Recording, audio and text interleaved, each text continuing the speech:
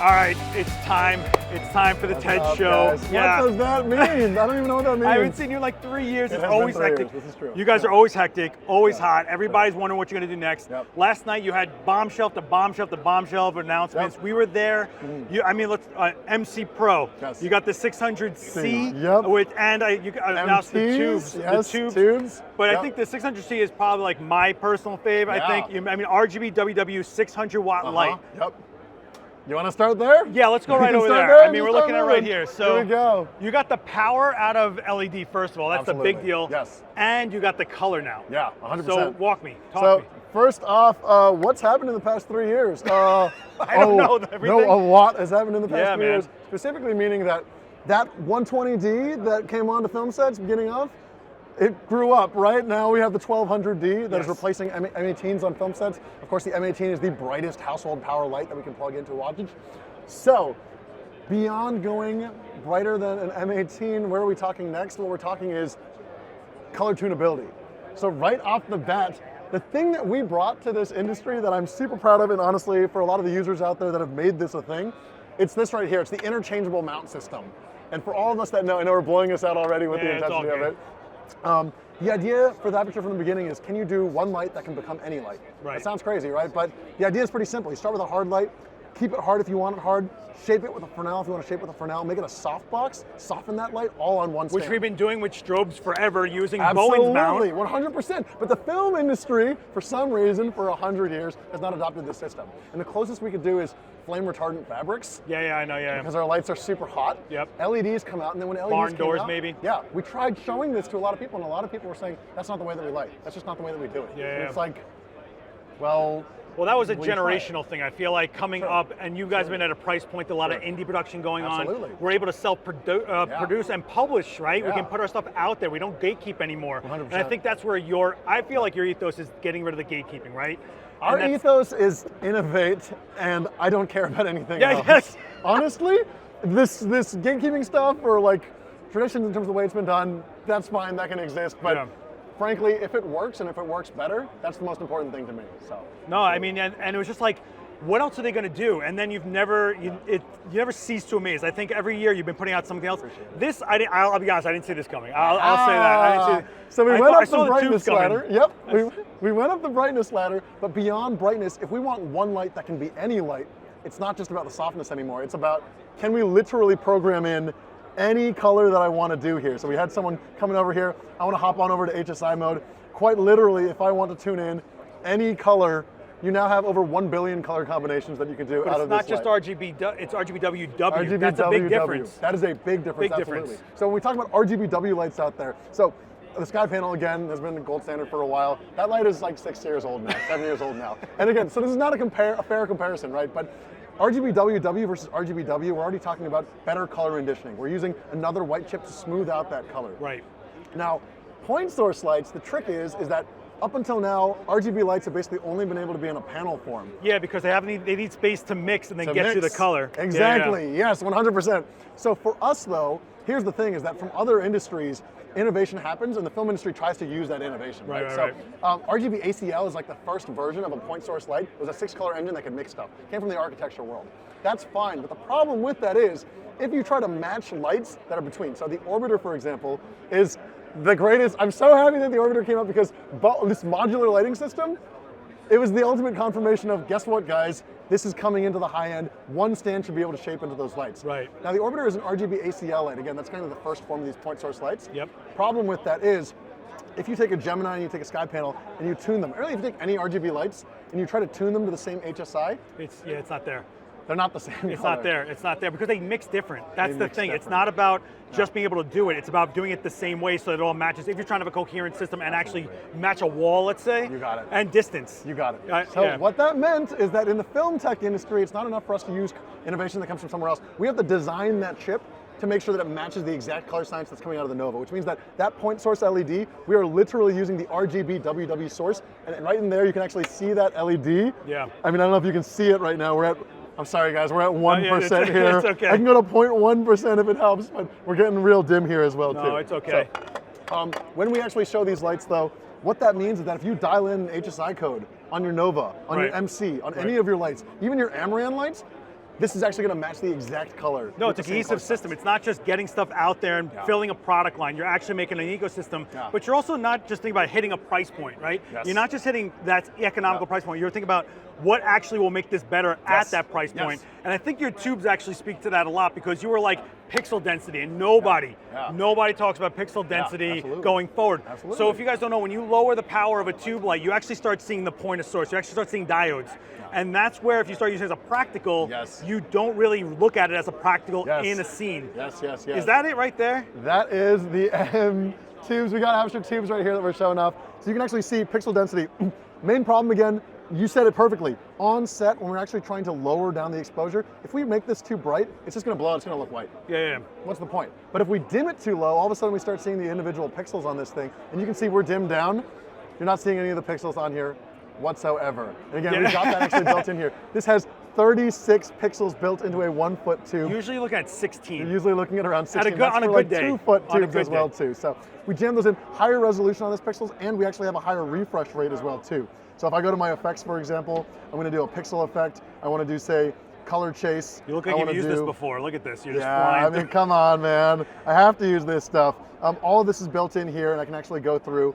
And the refresh rate on all this is actually faster than any other pixel tube on the market. So if I want to do things like icicle effects and stuff like that, all of that can be built in here. It's also not so tubey.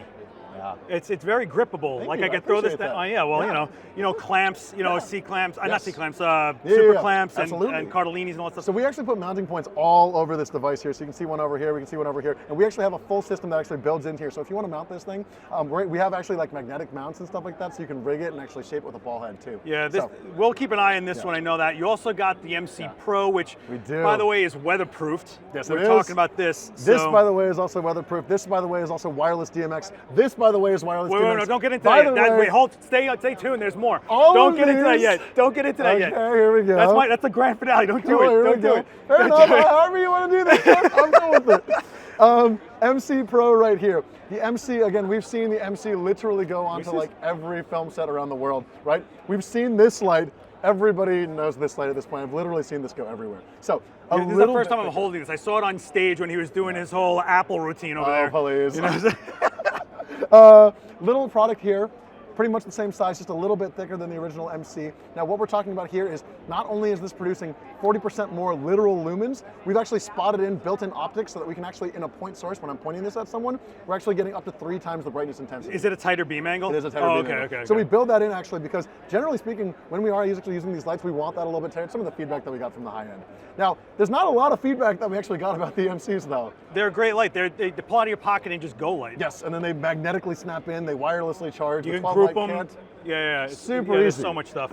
But these have built-in wireless DMX as well too, so if you're going off Luminaire or something like that, you can control them. I'm not mentioning the other thing. No, we're going into that. We're gonna go right into the deep dive right there. In addition to that, full weatherproofing, so also the tubes as well are weatherproofed as well. This is weatherproof too. So I've seen people take this out into Michigan, Alaskan snow. 65? Yeah, actually, this is 65. Yes, let me get you a final confirmation on that, because we're doing the scientific tests on it right now, because you actually send it to an agency to get that. Well, if you don't know the ratings, there's getting wet, there's submersion, there's level of submersion, there's length of time of submersion. So IP 59, 65, 67, they're all different. So you got to really, The one that we go for is literally protected from water jets at any angle. So this is what we would like to set the standard as. Any angle is the important part too. All right. This is running along, and we're going to get into it. So I think the craziest announcement you had, which isn't even hardware, your app has been phenomenal, right? And you've created an ecosystem, right? We spend a lot of time on the user interface. This should not be, you should not have to take multiple courses to become an expert in terms of controlling your light via software. Well, if you're mixing brands, if you're mixing, and because over time, you've been working for 20 years, you have every brand every now and then, and you want to put them all together and get going. You made your app work with anything that's wireless DMX enabled. Absolutely. So Sidus Link DMX is the announcement. What that means is that any light, we're talking about lights that predate today, that has wireless DMX built into it, Sidus Link now can control them. So if you're on your film set and you've got your Aputure lights and someone brings on a sky panel, a Astera, stuff like that, and you say, hey, I want that sky panel to be blue. I don't have to switch through and flip through apps. I don't have to learn Luminaire. I don't have to get a router. I can literally go in and say, oh, cool. Oh, does that have wireless DMX in it? If it does, bang, I want it to go blue, and I can make all my lights go blue at the same time, green at the same time, no problem there. This is insane workflow efficiency, and it just, also, if you've been like me where you actually switch to another app and that app quits out before you get back to it. Oh my gosh, oh my gosh. And everybody's looking at you, right? Everybody on set's looking at you. Oh my gosh. This is letting you go into one spot, one point of source, right? Absolutely. So, and again, in the full ecosystem too, again, the color matching, I cannot emphasize how important this is. You shouldn't have to worry about this stuff. Also, all the things that SideSlink Pro has, we're talking about like Magic Program, we're talking about like programmable effects, all that's built into the app. That means that all those features like color matching, like using your phone to scan a color, save it, send it to your friend, and then your friend uses it and uploads it to their light. You can now do that with non-Aputure lights as well too. So this ecosystem is only getting bigger, it's getting stronger, and I think what that means is that if you're a SideSlink user out there, the world's your oyster now. You can walk onto any set and start controlling things. You know your app's going to work anyway. Well, we always keep an eye on the Aputure pirate ship, and I got to tell you, I didn't. Pirate ship. Every time you announce something, it's like a banger, right? So all we do is wait for it to come out and come to fruition. Everything's been great. Ted, as always, you're exhausting. Thank you very much. Yes. I guess I'll see you next year, right? I love it. I appreciate it. You. Be good, man. Thanks, Seth. Much love.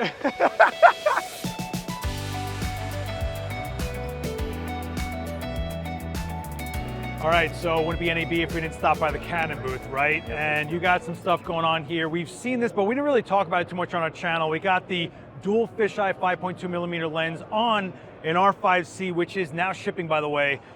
What do we got going on? We never really talked about it on our channel, so give me that tech. Yeah. Give me that tech. So this is a stereoscopic capture lens that gives you 180-degree VR video capture at your fingertips. On one sensor plane. On one image sensor. That's the key here.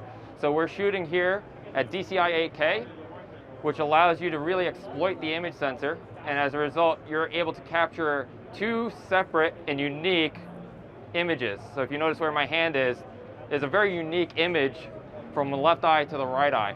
And as a result, this allows you, with our software, to go from a circular image to a square equirectangular image per eye.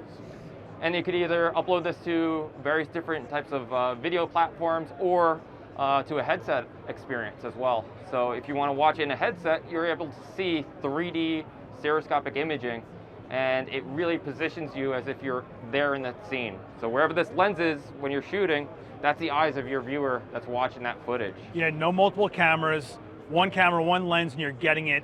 And it's also creating the 4K image because you're splitting that 8K by 2. Yeah. So really before this lens solves a lot of the syncing issues, the different types of positioning challenges that were out there, because most of the time people would use two separate 4K cameras to do this. You'd have two separate fisheye images, fisheye lenses, and you'd be writing two separate video files. You bring that into your editor, you'd have to pan one to the left, one to the right. If any of your settings were misaligned, or if your cameras were positioned improperly, you'd have a really challenging time in post-production. So as far as this goes, you now have one single file that gets written to the card, bring that into our editing software, and it's able to convert it. Yeah, you don't have to worry about measurements, height levels, leveling. It's all just click in and go. Bingo. Which is huge. And just to wrap it up, where do you put this together? What software do you run into? Are there plugins for various other softwares? So right now what we have are two separate applications. One of them is the EOS VR Utility, which is a standalone application for both PC and Mac, as well as a separate application that's available, which is the EOS VR plugin for Adobe Premiere Pro. That allows you to work within the Adobe ecosystem and really allows you to have all that freedom of control because they have a lot of VR tools built into their interface already. So the combination of the EOS R5C, the EOS R5, and this new lens, the RF 5.2mm f2.8L dual fisheye lens, really enables VR capture to be substantially more streamlined and really allows you to use tools that are not just convenient and familiar, but you're also able to obviously get higher quality and at this point, a Cinema EOS menu at your fingertips. Yeah, it's palm of your hand. I mean, this is insane. So streamlined, smaller, totally capable, right? Bingo. Great. So let's go check in on the other side of the Canon booth for something else that's a little special. Thanks, man. Thanks so much for your time. Good to see you, Seth.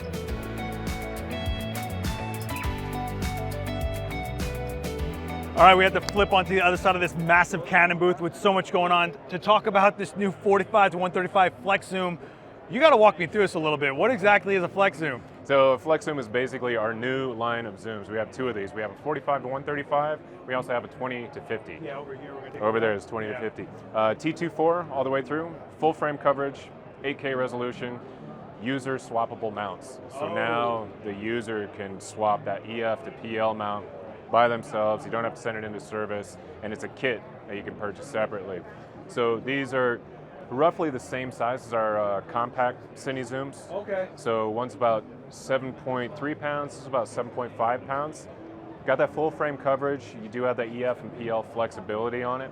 And you also have all that lens data, that metadata goes through the EF mount, or you can go through the Cook Eye, or you also have a port that you can send that data through too. That's big. I mean, EF mount is like been around forever, and PL is one of the most universal in Cine that there is. So you're kind of like, you're investing into it, but you're also getting all this versatility to be able to stretch along a kit if you need it, or rental houses, stuff like that can totally get a lot of stretch out of this, right? Totally. The other thing you guys got going on is that C70's got a firmware update, and I think there's a few headlining things that people need to know, especially if you are a C70 owner or waiting to get one.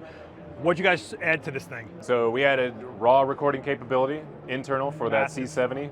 Big deal for that camera. Massive. And you also have that interval and frame recording now. So now that's, requests that people come in, we listen to it, we put that firmware in, make sure those cameras work for you. It's amazing what we do with firmware updates. It's like everything in your hands just keeps getting better and better. Better and better. And no you guys, cost.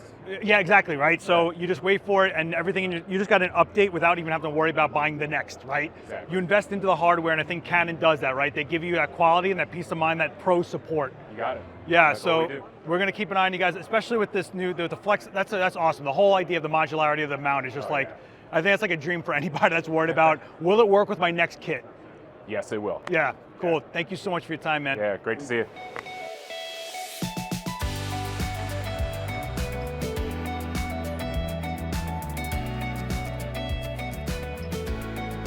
So we're here at the Blackmagic booth. I grabbed Craig because you guys just announced a cloud storage service, am I right? Absolutely, yeah, we did. So Grant put out a pre-release last week of the video that was a walkthrough of all the products, showing them now for the first time at NAB, giving people an opportunity to understand where the products come from, how they're going to improve collaborative workflows, how we can connect creatives through the new Resolve tools, and attach some of our new cloud store products to them as well. Yeah, we're in this era of creating lots and lots of data. We need storage. Yeah. We need to put all this stuff, especially with higher resolutions, higher everything, bit rates, all that stuff. So you come out with the Blackmagic Cloud. This is a whole service you guys are putting out there. Can you give me like the tiers? What are we looking at? Yeah. So the idea being that we've worked with collaborative tool sets in Resolve for a long period of time now. We've had remote grading, we've had collaborative links and product sharing. Right. What we're trying to do is create a system that it tightly integrates users in Resolve wherever you happen to be.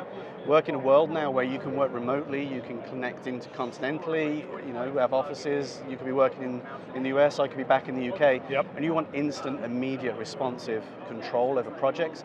So Resolve 18 with the cloud services allow us to work immediately. I can see your changes directly in my projects. I can share projects with you through Blackmagic Cloud. So we have a layer built around there that gives us collaborative project control. Then next to that as a separate layer is the media system. So using Dropbox, we have a Dropbox client within DaVinci Resolve 18. I can nominate folders that I want to share with you. We use Dropbox as our network connected client, and then we can keep our media in sync. We can use Blackmagic Cloud to share our libraries and our projects, and the two run in tandem. So you keep everybody immediately up to date with what's going on. super efficient, and it's like what we're doing now. Everyone's working remotely. Yeah. But it's also, you make it what you want, because you have a build-to-order type system if you needed it. It's not just like you only get this brick, you only get this pricing. You can actually customize this for an entire production crew. Absolutely. The scalability and the versatility is vitally important. Inside the Blackmagic Cloud as well, you only get billed when you use it. So as you start to share libraries, you'll pay $5 per month per library. Okay. If you don't need that library anymore, you take it away. If you don't need it for a period of time, it's not a subscription, so there's no cost. That's cool. So you're paying for what you need when you need it. And then on the storage side, there's a whole range from the Cloud Store Mini through to the Cloud Store itself that have got some options in terms of capacity. So you choose the unit that's going to probably work best for you, or if you need a number of those out in the systems. So the whole thing can be scaled. But also then you don't need to use the Blackmagic Cloud products either, the cloud stores. You can integrate with existing or other network storage devices. You could just share your media that's on your local desktop through Blackmagic Cloud anyway. So the cloud store products are there to optimize the workflow. Got it. But they're not critical. They're two separate layers. So it's not just storage, it's really connectivity, Yeah. but if you need to build it out, you can. Yeah, yeah. So you can either balloon it out as the production balloons out, or you can scale it down as you need to, as you can scale down resource. That's super versatile. That's See, that doesn't come across in what I'm reading on these walls here. That's interesting. It's fit for purpose. You got to, if you separate the connectivity between the creators as Blackmagic Cloud, and the Blackmagic Store is an optimized network storage with our global sync technologies. You can choose to use those if that's what your project need or your budget allows, or you can use other storage options to make sure your media is synced. That's very, very cool. So this is actually a lot different than what I thought it was. I'm not gonna lie to you, I walked in, it's a little bit cold. Yeah. That's very cool. Like, check out the Blackmagic website to get some more information on it. There's a lot of, it's obviously customizable to your needs, and every person and crew, totally different needs, right? Absolutely. Craig, thanks so much for your time. We really appreciate it, man. Good to see you. Peace.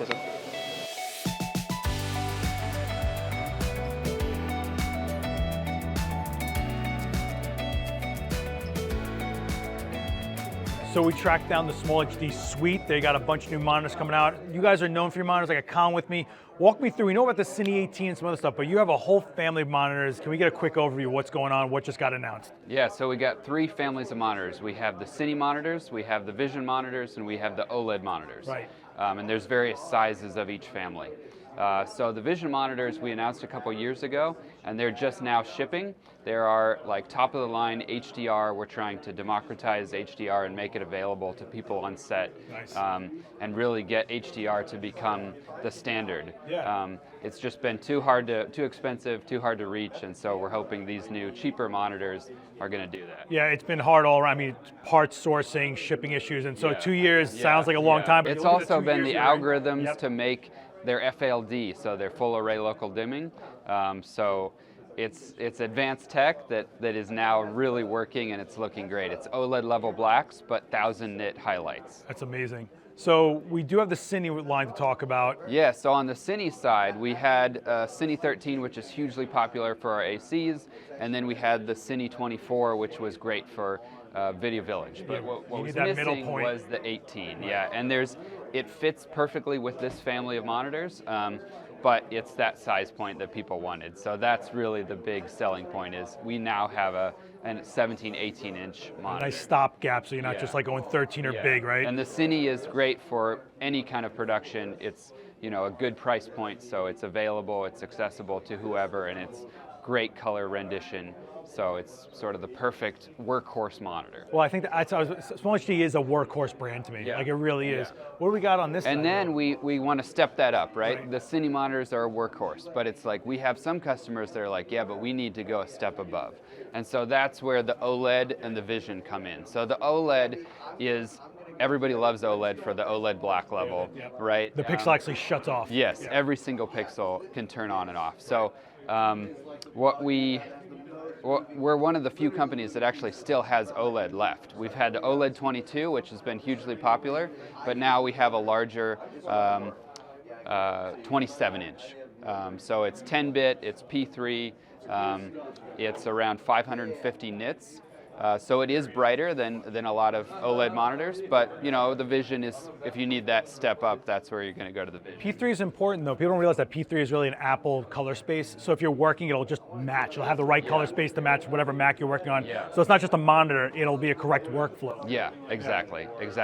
And new for the OLED and the Cine, we have PageOS 5, which is our operating system for all of our monitors. Okay. And that includes now finally a multi-view, which is what everybody has been asking for. And so that's part of PageOS 5, among a bunch of other features like a new false color called EL Zones, invented by Ed Lockman as a cinematographer. And so he created this new false color based on stops. Instead of IREs, you're looking at one stops above 18% gray. So it's really easy for cinematographers to understand and quickly, see what their exposure is. Very cool. Well, it seems like you guys finally are fleshed out and getting things out there. It's been a hard 2 years, man, for everyone. It's good to see you guys really pull it out. The 18's great, OLED's always cool, and we'll keep an eye on everything you're doing. You guys can check out the links down below for all the SmallHD lines. Colin, thank you so much. Thank you. Appreciate it.